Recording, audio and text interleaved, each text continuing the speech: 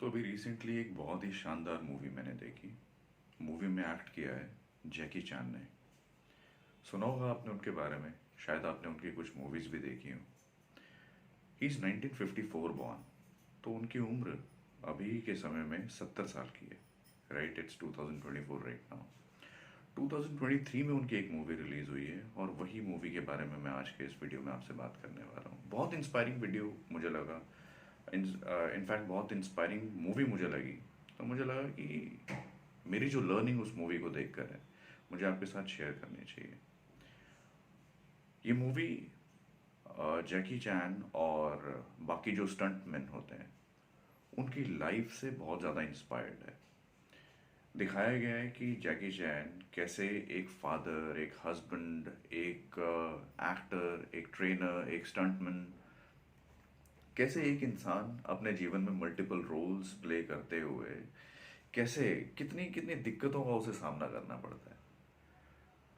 तो it is story of a father जो कि बहुत ज़्यादा हार्ड वर्किंग है, सिंपल मैन है, very much dedicated towards his work, committed to his values, is emotional but he does not know how to express. Emotional है, दिखाया है कि ये इंसान बहुत इमोशनल है, लेकिन अपनी बीवी से, अपने बच्चों से, अपने दोस्तों से, रिश्तेदारों से कैसे खुद को एक्सप्रेस करना है वो इनको नहीं आता। और ये अमूमन हर उस हार्ड वर्किंग इंसान की कहानी है जो अपने करियर को लेकर, अपनी वैल्यूज़ को लेकर बहुत ज़्यादा कमिटेड होता है। राइट। अब जैकी चैन ही इज़ अ स्टंटमैन और इस मूवी में दिखाया है कि उन्होंने अपने शरीर की ऑलमोस्ट हर एक हड्डी को तोड़ा है स्टंट्स करते हुए through out his life tenure. एक बार की कहानी है, मतलब एक एक मूवी में उनको एक सीन देना था। उस सीन में ऐसा था कि एक वो गोल वाला जाइंट व्हील झूला नहीं होता जिसमें हम बैठते हैं और वो झूला ऊपर तक जाता है, फिर नीचे आता है, ऊपर जाता है। उस झूले में एक हाइट से उनको जंप करना होता है। एक हेलीकॉप्टर जा रहा होता है, उस हेलीकॉप्टर के नीचे एक रस्सी टंगी होती है, जंप करके उन्हें उस रस्सी को पकड़ना होता है। यू गेटिंग इट, कितना डिफिकल्ट स्टंट है। और कोई हार्नेस या कोई भी गैजेट उनकी उनके शरीर पे नहीं बंधा होता है। He was so confident, so good at making and doing stunts कि उन्होंने कहा मुझे कोई सपोर्ट की ज़रूरत नहीं है, मैं कूदूंगा झूले से और हेलीकॉप्टर के नीचे टंगी हुई रस्सी को मैं पकड़ूंगा और फिर हम स्टंट को फिल्म करेंगे। बट हुआ कुछ और। He jumped out of that wheel और वो रस्सी बिल्कुल उनके हाथ में आते आते छूट गई और वो गिर गए। कितनी हाइट से गिरे होंगे। और इस मूवी में दिखाया है कि उस एक गलती की वजह से इनके जीवन पे कितना गहरा असर हुआ, कितना गहरा प्रभाव पड़ा। He actually broke his skull bone और उनके दिमाग में भी कुछ इंजरी आई। ठीक है। उस इंजरी के बाद 8 महीने तक तो उनकी नींद नहीं खुली, like he was in comma for 8 months. और जब उनको होश आया भी तो 1 साल तक वो कुछ बोल नहीं पाए क्योंकि ब्रेन इंजरी थी।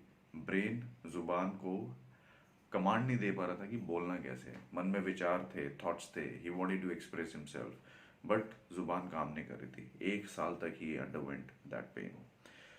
उसके बाद he also lost most of his memories. उनको नहीं याद रहा कि उनके जीवन में कौन कौन था, वो क्या करते हैं, कई सारी चीज़ें वो भूल चुके थे उस इंजरी के बाद। बताया कि कैसे इस इंजरी के होने के बाद वो बैंक करप्ट हो गए। काफ़ी समय तक वो काम नहीं कर पाए, उनके पास कोई काम नहीं था। वो मूवी जिसमें वो स्टंट करना था, उस मूवी वो मूवी तो रिलीज हुई लेकिन किसी और ने उस मूवी को आगे अंजाम दिया। बट जैकी चैन के पास और काम नहीं था काफ़ी दिनों तक, तो बैंक करप्ट हो गए वो। और इसी के चलते उनकी वाइफ से डिवोर्स भी हो गया। रियल लाइफ स्टोरी है। Right. His daughter, he used to hate him for whatever possible reasons in the world, क्योंकि वो अपने काम को लेकर इतने ज़्यादा डेडिकेटेड थे कि अपने बच्चों को वो समय नहीं दे पाते थे। So this movie is not just inspired by Jackie chains life but from the lives of so many other stuntman. तो इस मूवी के एंड में लिख के भी आता है कि this movie is dedicated to every stuntman. Fair enough. बताते हैं कि कैसे उनकी वाइफ से उनका डिवोर्स हुआ और लेटर जब उनकी वाइफ की डेथ हो जाती है तो वो अपनी बेटी से मिलने के लिए जाते हैं, उसको बताने के लिए कि how much I love you. Right. और how much does he willingly want to stay with her for rest of his life. दिखाया है कि कैसे how he transitions from best in his life. जब उनके पास मूवीज थी, काफ़ी काम था, जगह जगह वो स्टंट्स करते थे, बैक टू बैक उनके पास मूवीज थी, कैसे उनका बैंक बैलेंस जो था वो बहुत हमेशा भरा रहता था, ही वॉज फिल्थी रिच। और कैसे उस एक एक्सीडेंट की वजह से कैसे वो बैंक करप्ट हो गए, कैसे उनके रिश्ते टूट गए, कैसे लोगों ने, वो लोग जो उनकी रिस्पेक्ट किया करते थे, वो लोग जो अपना समय उनको दिया करते थे, धीरे धीरे वो सारी चीज़ें उनके जीवन से ख़त्म सी होने लग गई। तो दिखाया है कि कैसे एक अच्छे समय से एक बुरे समय में इंसान ट्रांजिशन करता है और कैसे खुद को इमोशनली बिल्डअप करता है। Very very strong emotions that this movie depicts. और दिखाया है कि कैसे लाइक बचपन से बड़े होते तक उनके बारे में नहीं, उनकी बेटी के बारे में, लाइक बार बार वो अपनी बेटी को मिलने जाया करते थे क्योंकि वाइफ की तो डेथ हो चुकी थी और बेटी जो थी वो एक इंस्टीट्यूशन को सौंप दी गई थी। तो उस इंस्टीट्यूशन ने उनकी बेटी को रेज किया। वो जब भी अपनी बेटी से मिलने जाया करते थे, कुछ गिफ्ट्स लेकर जाया करते थे, बट बेटी डिड नॉट बॉदर मच क्योंकि बेटी को ये लगता था कि ये कैसा बाप है, कैसा इंसान है जो जीवन भर मुझे समय नहीं दे पाया और मिलने आता है तो सिर्फ लगभग आधे घंटे के लिए मुझसे मिलने के लिए आता है और गिफ्ट्स लेकर आता है। तो his daughter use to reject all those gifts. She didn't value the emotions he use to express.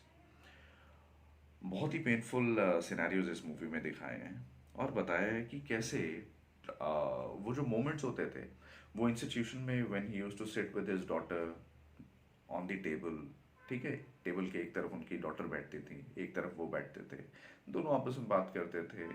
Daughter reject कर रही है कि मुझे ये नहीं चाहिए, मुझे आपसे बात नहीं करनी है।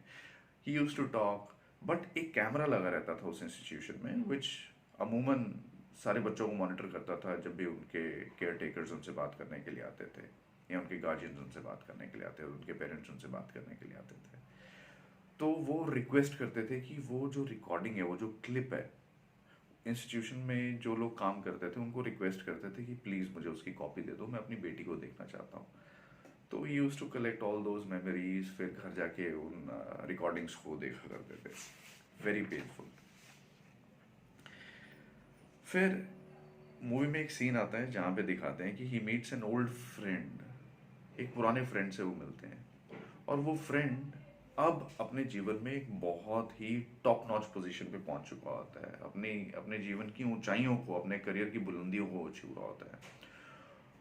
वो ओल्ड फ्रेंड जैकी चैन से उस समय मिलता है जब he is at the lowest point of his life, जब उनके पास पैसे नहीं है, करियर नहीं है, उनका घर जो है वो गिरवी हो चुका है। इनफैक्ट उनके पास खुद का एक घोड़ा है, उस घोड़े के ऊपर भी केस चल रहा है, वो घोड़ा भी उनसे छिनने वाला है। राइट, पैसे नहीं है कि वो अपने घोड़े को बचा पाए, पैसे नहीं है कि वो अपने घर को बचा पाए।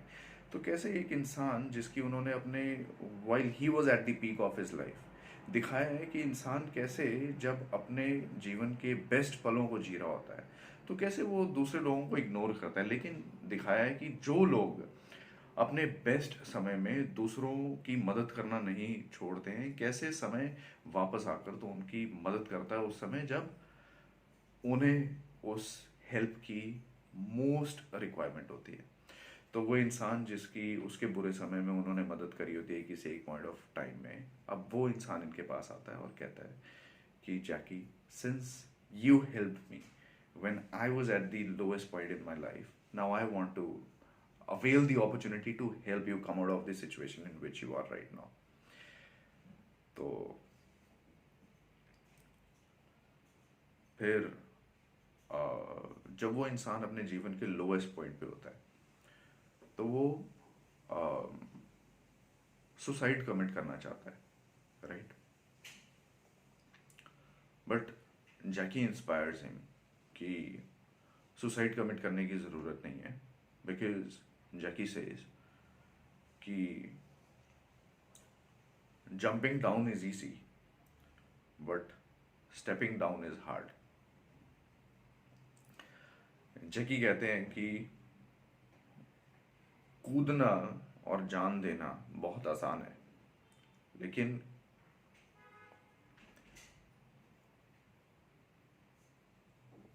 धीरे धीरे धीरे जीवन में नीचे उतरना जीवन को समझना बहुत मुश्किल है.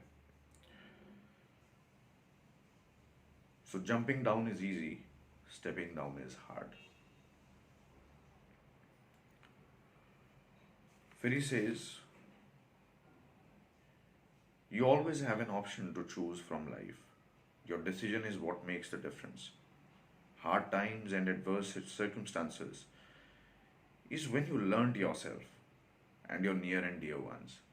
मतलब ये डिफिकल्ट पीरियड्स होते हैं आपके लाइफ के, जिसमें आपको पता पड़ता है कि कौन आपका है, कौन आपका नहीं है, कौन आपका साथ देता है मुश्किल समय में, और कौन आपसे कन्नी काटने की कोशिश करता है, कौन आपसे रिश्ते नाते तोड़ने की कोशिश करता है.